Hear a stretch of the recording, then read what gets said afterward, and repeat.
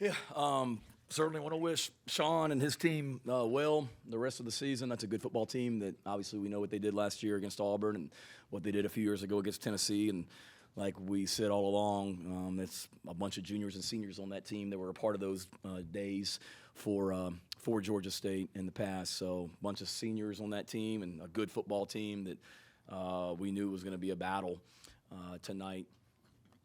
Wish them well as they go through the rest of the season. Also, certainly I'd be remiss if I didn't thank our fans. What a atmosphere, what an environment. That Gamecock walk was unbelievable. And then just the entire the atmosphere, the electricity, the environment in that throughout the night. To have a sellout for the home opener in a non-SEC game, that's what the standard is. So our fans, we did that for Gamecock Walk tonight. And we sold it out tonight, so that should be what we're about, man. There's no reason why we don't do that here going forward because they showed what a weapon they are tonight also. So certainly want to thank Coach Tanner and Chance Miller for all their work to make that stadium special tonight with all the improvements we've made to it as well. It was really, really, really awesome to see, and ton of recruits that were here tonight as well, and that's all they could talk about. So game-wise, it was really ugly at times, obviously, and we got a lot of work to do. We knew it was going to be a struggle to run the football just because of the way they play defense. We didn't think it was going to be that much of a struggle. So obviously we got to get a lot better there. Just in general, not what we needed to be offensively tonight, and got to get a whole lot better. There's no question about it. But having said that, was really proud of the way that our offense responded to some adversity. To throw an interception on the first series of the second half, and then to get the ball back and go right back down the field and score a huge touchdown was really big. And then to be able to get points before the half right there as well. So was it ugly at times? Yes, but there's a lot of good to build off of as well. Defensively, they made a whole lot of stops, obviously, and key going into this thing was to stop the run, and they ran the ball 40 times. That's what they do, and so they had a couple explosives in there, but for the most part, thought we did a good job of stopping the run after that first series, and we knew we needed to hit the quarterback, and we hit him tonight and made him uncomfortable, which was awesome. So credit to our defense for getting all those stops, which then allowed our special teams to come out there and do what they did on punt pressure for us also. So there was really good in all three phases. There was some bad in all three phases. We've got to play and coach and play better going forward. But, my dad used to always say this, and I've heard it from a lot of people. You make the most improvement as a football team between week 1 and week 2. And we've got a lot to improve before we go out to Arkansas next week. But, to not play great and to win against a really good football team by 3 touchdowns, we're going to celebrate the hell out of that. So we ain't ever apologizing for winning around here. That's an excited, joyful locker room. Those kids deserve it for all the work they've put in since January. And, it was a great night in Columbia for the home opener. And can't wait to get back to work tomorrow as well. I'd be remiss, the specialists, with what they did. Kai coming out tonight, the way that he punted. Mitch Jeter in his first game as a starting kicker, hitting some big field goals.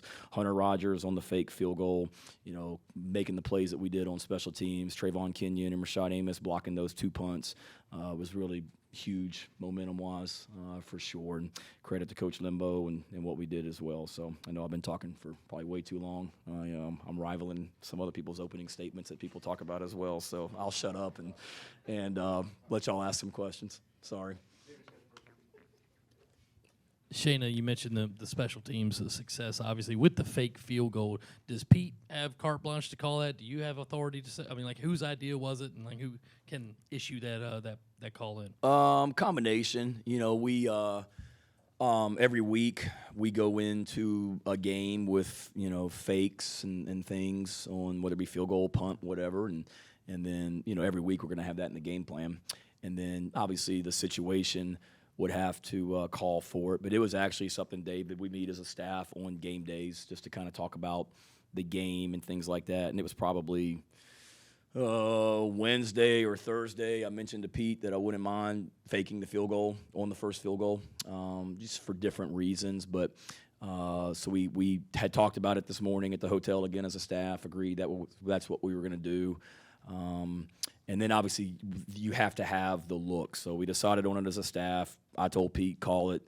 And then based on the way Georgia State lined up, we felt pretty good about executing it based on what we had seen on film from last year. And then they had to line up in the look that we wanted. If they didn't, then we would have kicked it. But they gave us what we wanted, and Hunter made a heck of a play.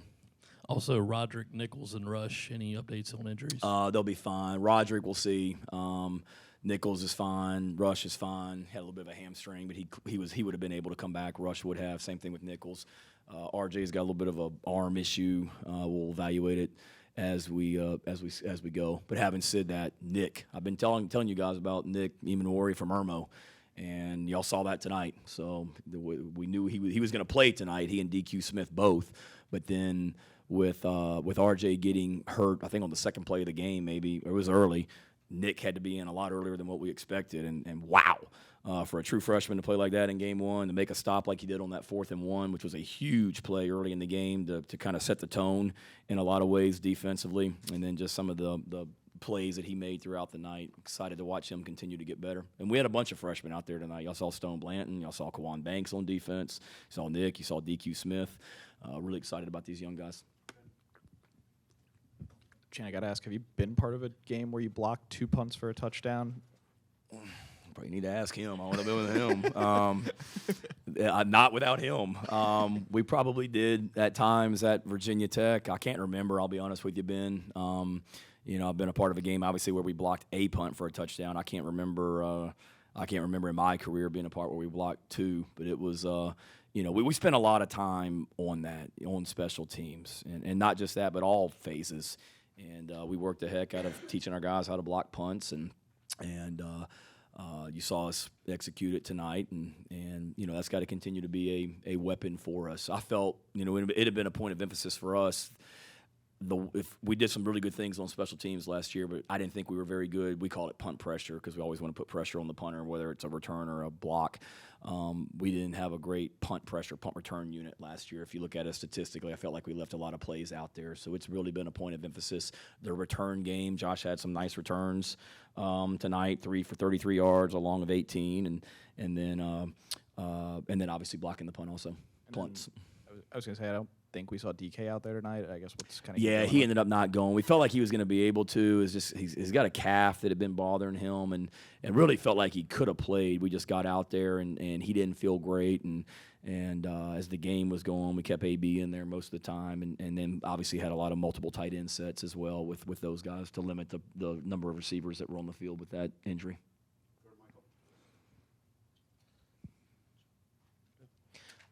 Shane, when you have a young guy like DQ Smith make a huge special teams play, but scooping the ball and scoring there, or even a guy like Rashad Amos, blocking a punt, how much of a lift does that give to a player that maybe doesn't see the field as much as he would like? How much can that do for a player's morale and confidence? No, I think it's huge to be able to get out there in game one, and we talked to our players about it. It's game one. You can't get caught up in the environment and the new ribbon boards and LED lights and all that stuff and lose focus and not be in the moment. And we talked about, we come out of 2001, it's going to be wild and crazy, then sandstorm's going to hit. Well, there's going to be 11 of you that got to get in the huddle because we're either going to kick off or it's going to be kickoff return. Don't make us come find you. Well, DQ Smith's over there watching the video board and all that, and he's on the kickoff team. And I'm like, what we just talked about. But then to settle down and then get into the game by making plays like that and playing on defense. I mean, we knew we had a size advantage and a depth advantage, so we wanted to play all of our players tonight as much as we could and roll guys in there. So you saw, critical drive in the second half on defense. Stone Blanton was in there at linebacker. But for DQ, for Rashad, for those guys that have worked really hard on special teams to make a play and contribute is huge. And credit Rashad. I mean, he's a guy that really has matured since last season and didn't really get the carries he wanted tonight from a running back standpoint, but did some really good things on special teams. And we talked about it, we in our, pregame chapel devotional service with Pastor Jackson. I mean, he talked about it today to the guys that were in there, that every player has a role on this team, and those guys played their role well tonight. Shane, kind of expanding on Ben's question. So as a player or as an assistant coach, have you ever been part of a better overall special teams performance? Not just the punt blocks, the long field goals, the punt, the fake field goal. As a player or coach, I don't think so.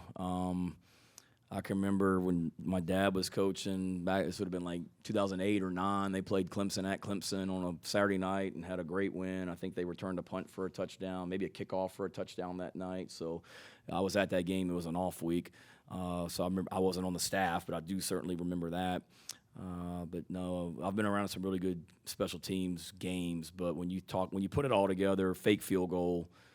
Flipping the field position on punt. I mean, Kai had a 79-yard punt tonight, and he punted 7 times, which we don't need to be punting the ball 7 times in a game. But to have 7 punts for a 49-yard average and a long of 79, that's big time. And then Mitch to do what he did from a field goal standpoint as well, and then to block 2 punts for touchdowns. There was a lot of really, really good special teams tonight, and a lot to build on as well. And just one more thing. What are your main concerns about on the offense? Well, we got to run the ball better. We can't be 3 of 14 on 3rd down. We can't throw 2 interceptions. There's a lot, to build upon. And having said that, I mean, we knew because of their style of defense, it was going to be difficult, and that there were going to be some ugly plays tonight. And we told the team that last night, like there's going to be some second and 10s and 2nd and 11s just because of their style. We've got to do a better job of covering people up and just being able to execute our stuff. And I think the biggest thing that we learned tonight and saw tonight is we just need, not that we had too much offense in, but we just really need to narrow down what, Spencer.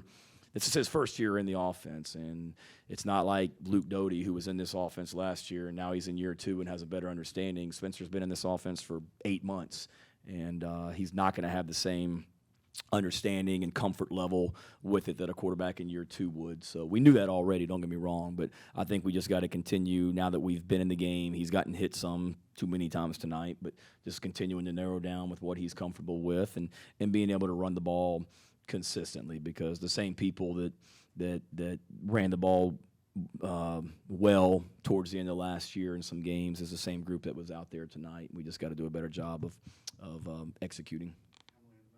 Okay, good. When you include that, faked field goal, you guys really had one score independent of the special teams. What do you think the issue with just getting the ball downfield was tonight? Because even those 2 field goals you took were pretty long ones, obviously. Yeah. A combination of stuff. I mean, I think Spencer, when he comes in here, will tell you he probably missed some throws tonight. I mean, we had some shots called early. Like, our game plan going into this game was get the ball on the perimeter. So that's one thing, Gene. We didn't do a great job of blocking on the perimeter tonight. We had some opportunities for some big plays when we threw bubbles out there in quick screens that, frankly, we got our butts kicked on the perimeter by them a couple times. And that was a big point of emphasis going into the game, so that was disappointing to see. So we got to block on the perimeter better, but we wanted to get the ball on the perimeter, and we wanted to take shots and give our guys a chance to go make plays. Jalen Brooks did that tonight. He made some fantastic catches downfield attacking the ball. And we had some other ones called that I think we're going to look at the tape and be disappointed because we had guys probably wide open and we just weren't able to connect for whatever reason. So, we got to hit those plays, and then we got to protect better as well. And we didn't do a great job of that. We had too much penetration, in the backfield for sure. But I think the biggest thing, Emily, is just we got to run the ball more consistently. We got to protect the quarterback, and we got to be able to hit those shots downfield so we're not having to kick 53-yard field goals, finishing drives in the red zone. Yeah, you guys have talked a lot about that veteran offensive line. What do you think kind of the disconnect was for them tonight? I don't know if it was disconnect. I mean, it was, gives Georgia State some credit, and we got to coach better. It wasn't like we were doing anything new tonight that we didn't do last year. I mean, the same plays that went up and down the field on North Carolina last year were the same things we were calling tonight. We got to execute better. And again, like you guys have heard me say before, it's not just the offensive line. I mean, I know there's one play we were in a bunch set and we ran the ball and Amari Brown was in the bunch and he got beat inside. And that was a bad-looking play. There were some times we're not a big RPO team, but there were some times where, frankly, they had more guys in the box than we could block. And one of the runs to Marshawn early in the second half when he got hit for no gain, they got more people in there than we can block. Spencer's got to pull that ball and throw it. And it didn't happen enough tonight, so it goes back to us as coaches just continuing to get it where our guys know what the answers are to things and being able to run the ball more consistently. Shane, there's been so much hype and excitement and everything going into today for this team. What were you feeling in those moments right before the game was getting underway, and how did those feelings tonight compare to that same moment last year before Game 1? Gratitude. Gratitude that Coach Tanner and Chance back there gave me this opportunity to be the head football coach here, and just gratitude and just understanding what this place can be. To see the walk pregame, to see that environment in pregame warmups, to see the cockpit packed early, down there with our student section, and just the electricity. Gratitude and thankfulness to be in this position. Nerves are always high, so they weren't any different than last year. You're always nervous before you play, but just excitement and really. I told our players at the hotel, just excitement to watch them go play. Like, I love coaching these kids, and they work their butts off, and was just so excited for them to be able to go out and perform tonight in front of our fans. And again, it's not, doom and gloom here. I mean, we just won a football game, 35-14, so there's a lot to get better at. But we're going to, like I told them in there, we're going to celebrate the heck out of this thing and figure out a way to continue to get better. Hey, Shane, first off, congrats on the win tonight. You told us prior to the season that DeQuandre and Nick were going to be big pieces of this team. What were your thoughts on their performances, especially Nick, because he filled in for RJ? And then, two, how great did it feel to see Jalen Brooks have a good game tonight? Yeah, no, it was great to see Nick and DQ to be two true freshmen from here in Columbia to play like they played, and it just goes to show you how crazy recruiting can be sometimes. I mean, I think we beat nobody for Nick, and I think we beat Georgia Southern for DQ because they wanted him to come play quarterback. We trusted our evaluations. We knew those two kids were really good football players, and was happy to see them make plays out there tonight and contribute, and they're only going to continue to get better. The moment wasn't too big for them tonight, and that was awesome to see. I mean, those guys – I've said it in here with you guys before. I mean, they're football players, and I mean that in the sense that they just love to play, they love to compete, and them and Kawan Banks, made a nice play at corner. I think when Rush had to come out when he had that hamstring issue, Banks came in and did a good job. So that was really, really good to see. So Ronnie Lott, Ed Reed for both of those guys just yet. Yeah, we'll have to go back in there and teach them who those guys are. So we're not. I don't know if we're quite to that point. I mean, they played well, but they had a lot of mistakes out there tonight that we got to get cleaned up and coached also. And you mentioned Spencer a little bit tonight too. Just what did you see from him in terms of commanding the offense, and what now that you've seen him in the offense in game action, what do you want to see him get better at going? Yeah, I think he was good. I mean, showing his athleticism, that he's more than just a guy that can sit in the pocket. He really made some nice throws tonight when we brought some pressure. And he was able to get out of the pocket and make some plays with his feet and get the ball, downfield. And give credit to him, too, now. I mean, there was, I think on that very last drive, we threw the little quick ball. I think it was Juice that caught the ball over there on their sidelines to get a first down. I mean, that was Georgia State, I think, brought the corner. And Spencer knew that we didn't have a blocker for him, and he had to get rid of the ball. So his command's only going to continue to get better. We got to continue to help him with what we have, what we're calling, and the amount of offense that we're asking him to learn. But I thought he was good. Showed his athleticism, being able to make plays out of the pocket. We didn't have, any substitution errors or penalties. I mean, that was the one positive tonight. We really 5 for 70, but I don't think we really had any of the pre-snap stuff on offense, which was good to see. So the things that we talk about offensively and defensively and special teams, we saw a lot of it tonight, and Spencer was a big part of that. All right, thank you, guys. Y'all enjoy your weekend. Happy Labor Day. Thank you, Rick.